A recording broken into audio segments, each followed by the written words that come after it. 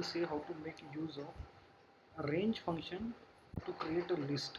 So I will define one variable and I will say list to create a list and then range. So range I will select as 5 as of now, and then print. Now to print this list we will make use of list function again and then the variable. So this L1 is the list, so we will get list in this format. Now what about if we want to create some random list? So I will say L2 again list function range, and let's start with 100, go up to 150, increment by 10, and then again print the list. So again to print the list we have to make use of list inbuilt function.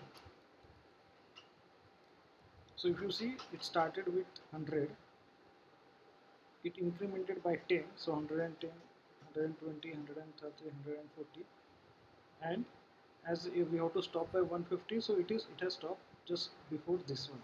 So this is how we can make use of list function. List function to create a range function to create list. I hope you like this video. Thank you very much.